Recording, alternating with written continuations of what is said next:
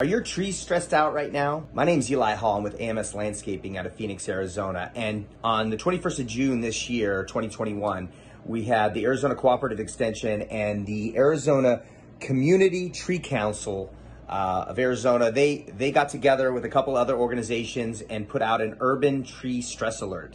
And we've noticed this also in our space, just dealing with our clients, that any trees that are not in an area where they're getting irrigation, so these urban area trees in central Phoenix where there's the heat island effect, are really taking a big impact from this excessive heat. So if they're not typically watered on irrigation now, we're actually asking people to get out there and just put a hose on them and get a slow water on them at least once a week. This is something that just to save the tree and prevent them from dying.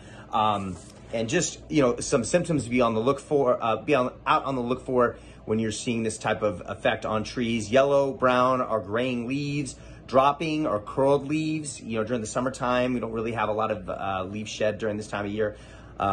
Thinning of tree canopies, twigs or branches getting brittle and dying. These are just symptoms to look for on stressed trees.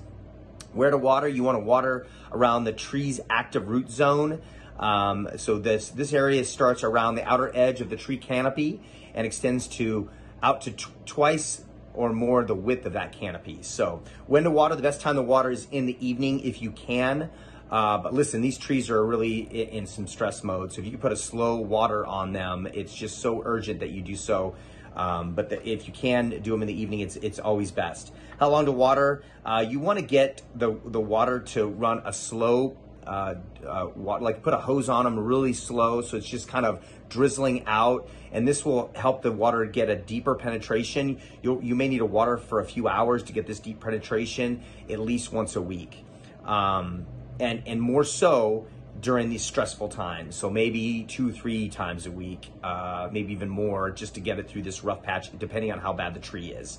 Now, a lot of trees here in Phoenix are on a drip irrigation. So if they're having some of these symptoms, we're recommending to people to just, increase that water. But also, if you have the ability, especially just particular trees, if there's one or two, sometimes you have more trees that are exposed to more sun and heat exposure. If you just put a hose on them and do like that really slow running drip for a few hours, and do that just an extra few times a week, just to get a long, deep water in them, just to help. If you have the ability to add soil mulch, organic mulch around the tree root areas, you want to keep it at least 6 inches away from the tree trunk. This reduces water loss to evaporation, and also just improves the soil, makes it a little bit more organic, enables the roots to absorb the water better.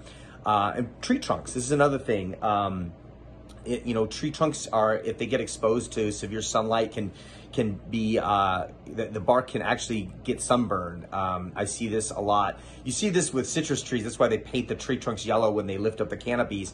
But also other trees like Palo Verde trees are vulnerable to this. I've seen ash trees get like some scalding.